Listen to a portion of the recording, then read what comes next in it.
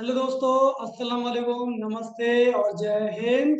तो आशा करता हूँ आप सभी लोग अपने घरों में सही सलामत होंगे। और सबसे पहले मैं उन लोगों को थैंक यू बोलना चाहूंगा जिन लोगों ने अभी तक खान ट्यूटोरियल चैनल को सब्सक्राइब कर लिया है। तो आप सभी को जैसा कि पता है कि ये चैनल बनाया गया है। इस चैनल पर 11th एंड 12th की इकोनॉमिक्स का फुल्ली सिलेबस प्रोवाइड करवाया जाएगा। और साथ ही साथ CA foundation, CS foundation and CMA foundation में जो इकोनॉमिक्स है उसके टॉपिक्स भी कवर अप किए जाएंगे। तो हम लोग अपना आगे की तरफ चलते हैं। तो सबसे पहले बेटा हम लोग स्टार्ट करते हैं मीनिंग ऑफ इकोनॉमी। अभी बेटा हम लोग बिल्कुल स्टार्टिंग से बेसिक से स्टार्ट करते हैं मीनिंग ऑफ इकोनॉमिक्स से। बच्चों में ना एक दिक्कत होती है। वो दिक्कत क्या होती है कि जब बच्चे सब्जेक्ट पढ़ रहे होते हैं, चैप्टर पढ़ रहे होते हैं, तो अंदर के बुक के टॉपिक्स बहुत अच्छे से कवर अप करते हैं। लेकिन जो सब्जेक्ट का नाम है, बच्चों को सब्जेक्ट का मतलब ही नहीं पता होता कि सब्जेक्ट का मतलब क्या है। बहुत सारे बच्चे ऐसे होते हैं। तो जैसा कि आप सबको पता है कि आप लोग कहाँ पर है, खान ट्यूटोरियल चैनल पर है, तो ऐसा कुछ नहीं होगा। हम लोग सब कुछ जानेंगे अच्छे से, अंदर की चीजें भी और बाहर की चीजें भी। तो आइए स्टार्ट करते हैं मीनिंग ऑफ इकोनॉमिक्स के साथ। तो बेटा जो इकोनॉमिक्स वर्ड होता है, ये एक इंग्लिश वर्ड है, सबको पता है। तो इस वर्ड का मतलब छोड़ो, मैं आपसे पूछूंगा कि वर्ड आया ही कहाँ से। तो बहुत सारे बच्चों को नहीं पता है, तो हम जानेंगे ना यहाँ पर। तो जो इकोनॉमिक्स वर्ड है वो बेटा ग्रीक वर्ड से आया है। ग्रीक एक लैंग्वेज होती है, जैसे कि हिंदी, इंग्लिश, पंजाबी, मराठी, गुजराती, बहुत सारी लैंग्वेज होती हैं। वैसे ही एक लैंग्वेज है ग्रीक लैंग्वेज। उस लैंग्वेज में एक वर्ड हुआ करता था। वो वर्ड कौन सा है बेटा? ये रहा आपके सामने, ओइकोनोमिया। बेटा इस ओइकोनोमिया वर्ड को इकोनॉमिक्स में कन्वर्ट किया गया है, जब जाके बना ये इकोनॉमिक्स। क्लियर है चीज? तो सर मतलब कहाँ है इकोनॉमिक्स का? सर सब बताएंगे, सब्र रखिए। खान ट्यूटोरियल पर आप सब मिलेगा आपको। तो आइए जानते हैं जरा ओइकोनोमिया के बारे में। तो ओइकोनोमिया जो बेटा एक वर्ड है, ये खुद एक दो वर्ड से मिलकर बना है। और वो दो वर्ड कौन से हैं? Oikos and nomos. अब ये ओइकोस और नोमोस भी एक ग्रीक वर्ड है, जो कि ग्रीक वर्ड आपको शायद आती नहीं होगी लैंग्वेज। तो इनके मतलब क्या होते हैं बेटा? तो ओइकोस और नोमोस की जो मीनिंग होती है वो है आपके सामने हाउस होल्ड मैनेजमेंट। तो ओइकोनोमिया की मीनिंग क्या हो गई? House hold management. और अभी हमने पढ़ा कि ओइकोनोमिया से ही इकोनॉमिक्स लिया गया है। तो इकोनॉमिक्स की मीनिंग क्या हो गई? House hold management. तो सर यहाँ तक तो हम लोगों को क्लियर हो रहा है ना कि इकोनॉमिक्स वर्ड की मीनिंग क्या है? House hold management. लेकिन एक्चुअली में ये होता क्या है? तो इसे समझने के लिए हम लोग एक एग्जांपल लेते हैं। मान लो कि आपकी एक फैमिली है और उस फैमिली में तीन लोग रहते हैं, एक आप, आपके फादर और मम्मी जी। तो अगर मैं ये पूछूं कि एक फैमिली को खुश रहने के लिए क्या चाहिए होगा, तो जाहिर सी बात है अगर फैमिली को खुश रखना है तो सब लोग इंडिविजुअली इंडिविजुअली अगर खुश रहोगे तो फैमिली ऑटोमेटिकली खुश रहेगी। तो इंडिविजुअली हम लोग कैसे खुश रह सकते हैं? तो जो जो चीजें हम लोगों को चाहिए, अगर वो चीजें हम लोगों को मिल जाती है तो हम लोग खुश हैं। जैसे एग्जांपल के लिए कि अगर आपको बाइक चाहिए, आपको बाइक मिल जाती है, आप खुश हो। सेम उसी तरीके से फैमिली मेंबर को जो जो चाहिए वो मिल जाएगा, तो फैमिली ऑटोमेटिक खुश हो जाएगी। तो भैया जो चाहिए होता है फ्री में तो मिलता नहीं है। बाइक के लिए क्या मांगता है? पैसा। तो मान के चलते हैं कि फैमिली इनकम आपकी कितनी है? 10,000। तो आपको सोच के बताओ, क्या इस 10,000 में आप फैमिली छोड़ो, आप खुद अपनी वांट को फुलफिल कर सकते हो क्या? तो आंसर शायद ना ही होगा आपका कि 10,000 तो सर बहुत कम हो जाएंगे। 10,000 में तो सर बाइक छोड़ो एक फोन भी आ जाए हमारा। तो जाहिर सी बात है 10,000 में आपकी वांट फुलफिल नहीं हो पाएंगी। चलो मान लेते हैं आपकी फैमिली इनकम 1 करोड़ रुपए। अब तो हो सकती है क्या?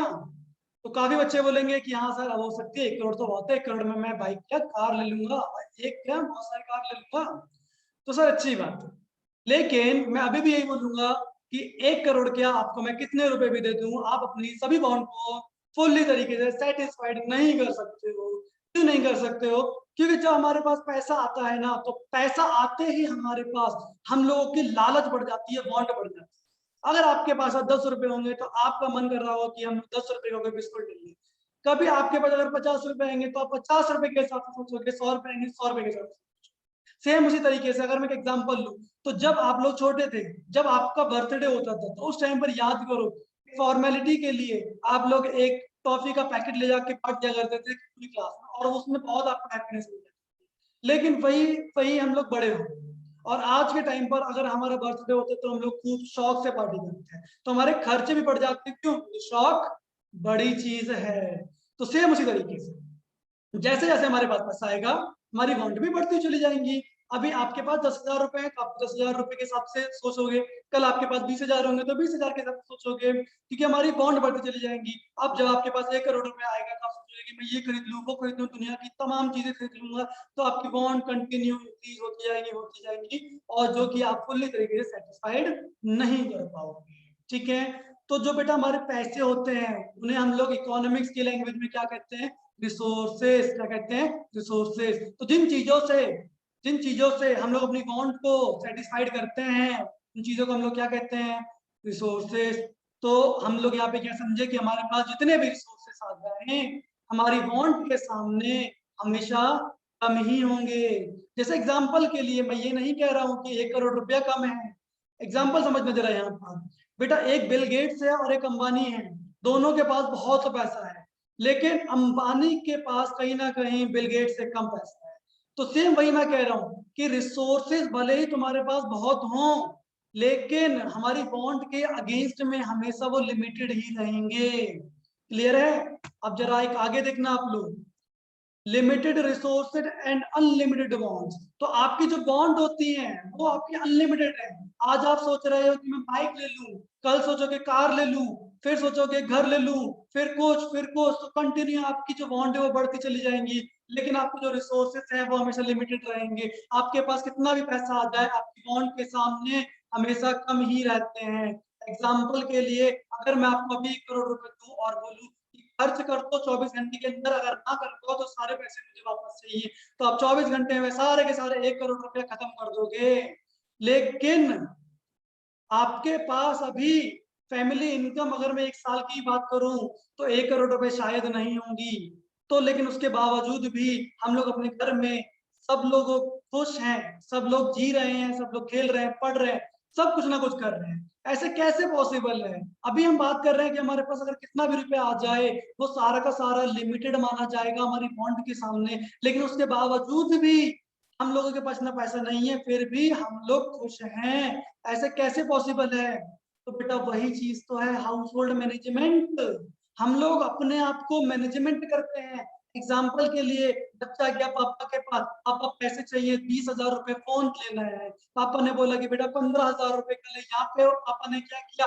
House hold management. पापा ये नहीं चाहते कि बेटे का मैं अपनी बॉन्ड पूरी नहीं करना चाहता, बेटे से मैं नफरत करता हूँ, नहीं। पापा को पता है अगर वो अभी 20,000 रुपए दे देंगे तो बाद में कमी बढ़ जाएंगी पैसों की। तो पापा को घर प्रेजेंट में भी चलाना है और फ्यूचर में भी चलाना है। ये देखना होता है कि पैसों की कमी ना आ जाए, ना अब और ना ही कल।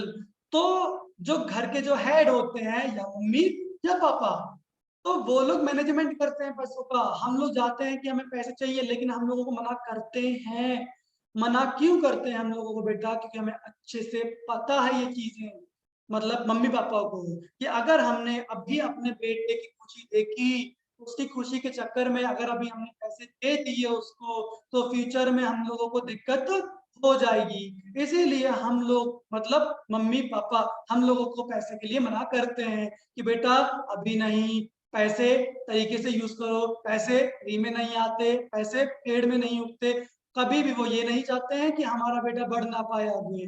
वो हमेशा ये चाहते हैं कि घर में दिक्कत भी ना हो और बच्चा आगे भी बढ़ता रहे। इसीलिए घर वाले जो मम्मी पापा होते हैं मिडिल क्लास फैमिली में स्पेशली, वो वांट पे ना फोकस करके ज्यादातर वो नीड पे फोकस करते हैं। नीड का मतलब क्या हो गया? वो वांट, जो वांट हमारी लाइफ के लिए जरूरी होती है। एग्जाम्पल के लिए, हमें कपड़े चाहिए, हम लोग के एजुकेशन फीस, हम लोगों के लिए खाना पीना, इन चीजों पे खर्चा करना ही पड़ेगा।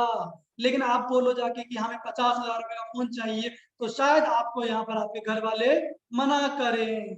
लेकिन कभी भी एजुकेशन या फिर कपड़ों वगैरह के लिए, खाने पीने वगैरह के लिए आपको बहुत कम ही ना मिला होगा। सिंपल यहाँ पर। तो अभी हमें समझ में क्या आया कि लिमिटेड रिसोर्सेस को इस तरीके से मैनेजमेंट किया जाता है कि जो हमारी वांट होती है वो भी फुलफिल हो जाए और हम लोग खुश हो जाए। लेकिन याद रखना, हम लोग अपनी सारी वांट को फुलफिल नहीं कर सकते हैं। हम कुछ वांट को सेटिस्फाइड करते हैं और कुछ वांट को सैक्रिफाइस करते हैं। फॉर एग्जांपल के लिए, अगर मुझे 50,000 रुपए का फोन चाहिए तो हो सकता है कि उसको इस तरीके से मैनेजमेंट किया जाए कि मुझे 20,000 वाला फोन दे मेरे घर वाले, तो मैनेजमेंट कर रहे हैं। क्लियर है ये चीज? तो हमेशा याद रखना, हम लोग अपनी सारी वांट को फुलफिल नहीं कर सकते हैं, क्योंकि हमारे पास जो रिसोर्सेस होते हैं वो कौन से होते हैं बेटा? लिमिटेड। इसके अगेंस्ट में, वांट के अगेंस्ट में। क्लियर है ये चीज? तो ये तो बात आ गई यहाँ पर। अब इकोनॉमिक्स की मीनिंग क्लियर हो रही होगी। इकोनॉमिक्स क्या हो गया? अपने घर को चलाना। आज भी कल भी हम लोगों को पैसों की दिक्कत ना हो, पैसों की दिक्कत ना हो मतलब कि हम लोग आज के टाइम पर जो भी हमारे पास लिमिटेड रिसोर्स, जितना भी हमारे पास कम पैसा है, उस पैसे से हम लोग अपना घर चला सके। चला सके का मतलब ये नहीं बोल रहा हूँ कि अय्याशी करो, अय्याशी नहीं करनी, हम लोगों को अपना घर चलाना है। क्लियर है ये चीज? तो अब बात करते हैं हम लोग थोड़ा आगे की तरफ। बेटा हम लोग क्या पढ़ रहे हैं? इकोनॉमिक्स। इकोनॉमिक्स की मीनिंग क्लियर हो गई। लिमिटेड रिसोर्सेज को इस तरीके से यूज करना है कि हमारी वांट, हमारा घर अच्छे से चल सके। लेकिन इकोनॉमिक्स क्या हम आपके घर के बारे में पढ़ रहे हैं? अभी जो मैंने एग्जांपल लिया आपके घर का लिया, आपके फादर आपके घर चला रहे थे, घर में से 3 मेंबर थे। लेकिन इकोनॉमिक्स हम बेटा देश के लेवल पर पढ़ते हैं, तो देश में क्या आपका घर है? क्या देश को हमारे फादर चला रहे हैं? नहीं। तो देश में भी बेटा कुछ ऐसी चीजें होती है। तो देश में जैसे कि आप लोगों के फैमिली में 3 मेंबर थे, अगर वो तीनों खुश रहेंगे तो फैमिली खुश रहेगी। सेम उसी तरीके से हमारे देश में, मतलब हमारी इकोनॉमी में, देश मतलब इकोनॉमी, याद रखना। देश को इंग्लिश में बोलते हैं कंट्री, देश को इंग्लिश में बोलते हैं कंट्री और इकोनॉमिक्स में बोलते हैं इकोनॉमी। तो हमारी इकोनॉमी में भी 3 टाइप्स के लोग रहते हैं। पहला कंज्यूमर, दूसरा प्रोड्यूसर, तीसरा सोसाइटी। तो सिंपल सी बात यहां पर होती है, हम लोगों को कंज्यूमर, प्रोड्यूसर, सोसाइटी, इन तीनों को खुश करना है। अगर ये तीनों खुश रहेंगे तो हमारा देश भी ऑटोमेटिकली खुश हो जाएगा। तो खुश कैसे होने से पहले इनकी मीनिंग समझते हैं कि कंज्यूमर कौन है, प्रोड्यूसर कौन है, सोसाइटी कौन है, चाहते क्या है खुश होने के लिए। तो बेटा कंज्यूमर, तो कंज्यूमर उस बंदे को कहते हैं, कंज्यूमर वो बंदा होता है जो गुड्स एंड सर्विस को खरीदता है। याद रखना, गुड्स एंड सर्विस को खरीदता है अपने खुद के लिए, अपनी वांट को सेटिस्फाइड करने के लिए। एग्जाम्पल के लिए, अगर मैं गया शॉपिंग करने, मैं लेकर आया अपने लिए एक शर्ट अपने खुद के लिए, तो वो क्या हो गया बेटा? मैं मतलब यहाँ पर मैं क्या माना जाऊंगा? एक कंज्यूमर माना जाऊंगा। अगर मुझे कुछ चाहिए खाने पीने के लिए तो मैं वो खाने पीने की चीज लेकर आया, मैं अपने लिए, याद रखना अपने लिए चाहिए यहाँ पर, तो मैं कंज्यूमर हो गया। या तो अपने लिए या अपनी फैमिली के लिए, यहाँ पर यूज करने वाली चीजें आती हैं। अगर कंज्यूमर मतलब अगर किसी बंदे ने कुछ चीज खरीदी है अपने खुद के लिए या अपनी फैमिली के लिए, तो वो क्या माना जाएगा? कंज्यूमर। और वो क्यों खरीदेगा बेटा? वो क्या चाहता है कि अगर मैंने कपड़े खरीदे हैं तो कपड़े पहन के मैं अच्छा लगूं। Simple, clear. अगर मुझे खाना चाहिए, मैं खाना खा के मुझे टेस्टी लगे, वो खाना खा के मेरी भूख शांत हो सके, तो कंज्यूमर सेटिस्फाइड होना चाहता है। क्लियर है चीज? तो कंज्यूमर बेटा अपने लिए क्या चाहता है? सेटिस्फेक्शन। और वहीं बेटा अगर हम बात करें प्रोड्यूसर, तो प्रोड्यूसर कौन होता है? प्रोड्यूसर हम उसे कहते हैं जो गुड्स एंड सर्विस को प्रोड्यूस करता है या फिर सेल करता है। एग्जाम्पल के लिए, अभी आप शॉपिंग करने गए थे कपड़े लेने के लिए, तो जिसने आपको कपड़े सेल किए वो क्या हो गया? प्रोड्यूसर। अच्छा, उसने आपको कपड़े क्यों सेल किए, खाना क्यों सेल किया? बदले में क्या चाहता है वो? पैसा, पैसा मांगता है सब कुछ। तो प्रोड्यूसर अपने लेके जाता है पैसा, पैसा मतलब प्रॉफिट। तो प्रोड्यूसर हमेशा प्रॉफिट के लिए काम करता है। तो जब भी प्रोड्यूसर को मैक्सिमम प्रॉफिट होगा तो वो खुश होगा।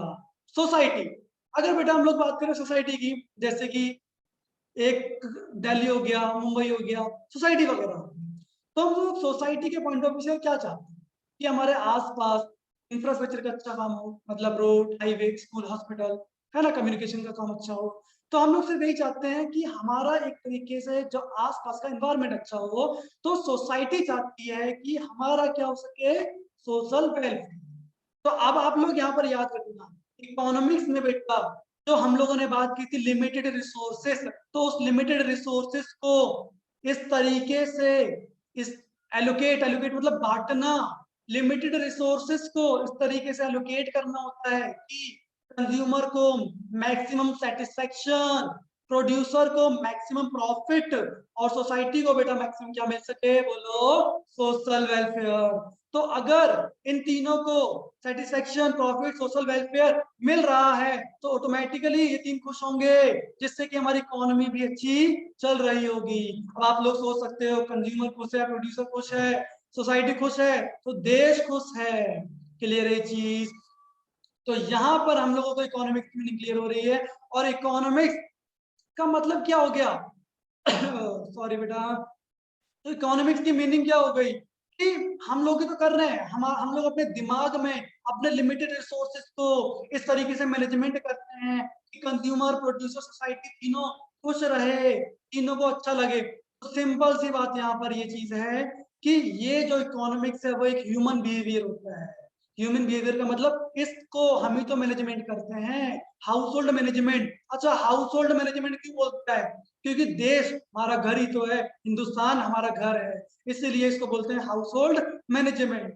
तो हम लोगों को हाउस होल्ड मैनेजमेंट करना है ताकि कंज्यूमर, प्रोड्यूसर, सोसाइटी तीनों को सेटिस्फेक्शन, प्रॉफिट, सोशल वेलफेयर मिल सके। कोई दिक्कत बेटा यहाँ तक? तो अब बात करते हैं जरा हम लोग अपनी इकोनॉमिक्स की डेफिनेशन, मीनिंग की बात करते हैं।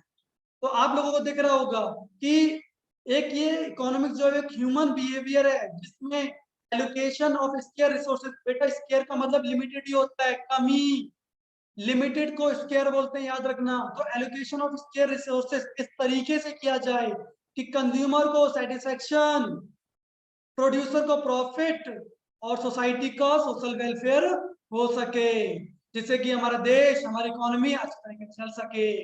कोई दिक्कत बेटा? तो ये हुई हमारी इकोनॉमिक्स की मीनिंग कवर अप। तो आशा करता हूं कि इकोनॉमिक्स की मीनिंग आप लोगों को अच्छे से समझ में आ गई होगी। क्लियर है बेटा? आगे बेटा, आगे आप लोगों को और भी इकोनॉमिक्स के रिगार्डिंग अच्छी अच्छी वीडियो देखने के लिए मिलेंगी। तो प्लीज सब्सक्राइब कीजिएगा इस वीडियो को और शेयर कीजिएगा अपने दोस्तों के साथ। और साथ ही साथ बेटा आप लोगों के साथ मैं एक छोटी सी स्टोरी शेयर करना चाहता हूँ। तो थोड़ा सा स्टोरी टाइम करते हैं अपना। अरे आजा स्टोरी, आ गई स्टोरी। तो बेटा ये स्टोरी जो एक है वो एक कोई इकोनॉमिक्स से रिलेटेड नहीं है, जरा आराम से समझना। तो बेटा एक कंपनी है और ऐसा स्टार्टिंग करने से आप लोगों को पहले ही बोल देता हूँ मैं कि स्टोरी हो सकता है आप लोगों ने पहले बहुत कहीं से सुनी हो, कहीं सुनी हो, कहीं सोशल मीडिया पर सुनी हो, लेकिन एक बार फिर सुन लो। तो बेटा एक कंपनी थी, उस कंपनी में काफी सारे आर्किटेक्चर थे। तो आर्किटेक्चर बेटा उसमें काफी सारे, आपको आर्किटेक्चर की मतलब पता ही होगा, तो कंपनी को जो बिल्डिंग वगैरह को डिजाइन वगैरह करते हैं, ठीक है। तो उसमें से एक आर्किटेक्चर, एक ऐसा बंदा था, उनका एक ऐसा एम्प्लॉय था वहां का कि जितने भी उस कंपनी के कस्टमर थे वो सारे के सारे उसी आर्किटेक्चर से अपना काम करवाना चाहते थे। वो हमेशा ही उस कंपनी में जब आते थे तो वो यही कहते थे कि हमें वही आर्किटेक्चर चाहिए, हमें काम करवाने के लिए। तो उसी तरीके से वो बंदा काम करता गया, उसने खूब मेहनत की। लेकिन तब का टाइम आता है, उसकी एज हो गई, काफी एज हो गई उसकी। तो जब उसकी एज हो गई 50-55, तो वो अपने बॉस के पास जाता है, बॉस से कहता है कि सर देखो अब मैंने बहुत काम कर लिया है, अब सर मैं रिजाइन दे रहा हूँ। तो वो बॉस जब उसने सुना कि वो रिजाइन दे रहा है, वो जॉब छोड़ने चाहता, जॉब नहीं करने चाहता क्योंकि उसने बहुत काम कर लिया, बहुत पैसा कमा लिया उसने।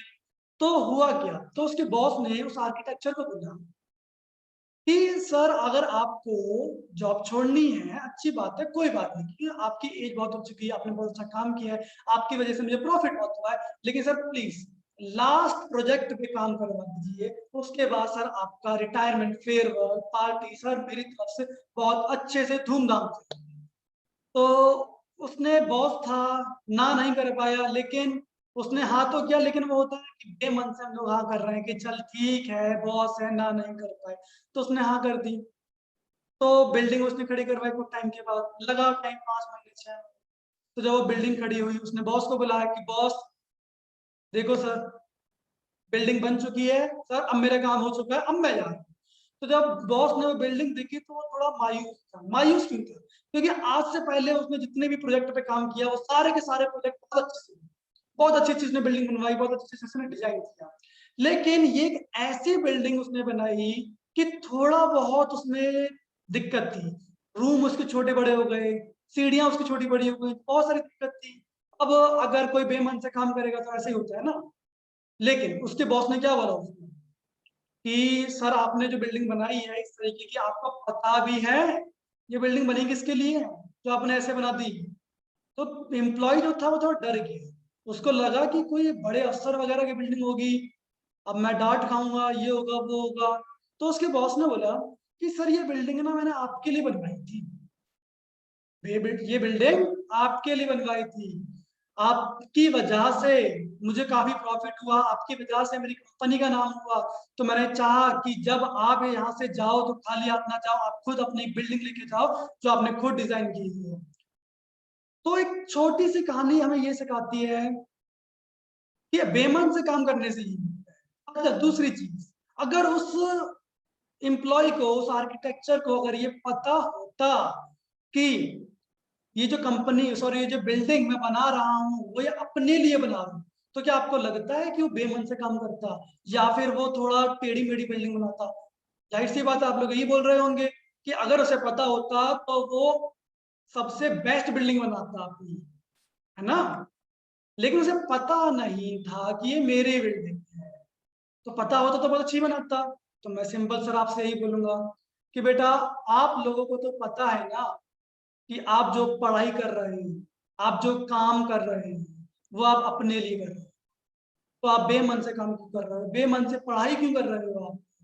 तो जब आपको पता है कि जो भी हम पढ़ रहे हैं वो हम लोगों को प्रॉफिट होगा, तो आप इस तरीके से पढ़ाई कीजिए कि इन फ्यूचर में हम लोग खुद अपने बिल्डिंग बना सकें। आपको पता है कि ये जो हम लोग पढ़ रहे हैं उससे बिल्डिंग बनेगी, अब वो बिल्डिंग आप टेढ़ी बनाओ या बहुत शानदार बनाओ वो आपके ऊपर डिपेंड करता है। तो होप करता हूं कि आपको इस चीज से थोड़ा समझ आए कि हम लोग जो पढ़ रहे हैं वो किसके लिए पढ़ रहे हैं, अपने लिए या दूसरों को। तो मिलते हैं हम लोग अगली वीडियो में किसी और दिन के साथ। तो टाटा, बाय बाय।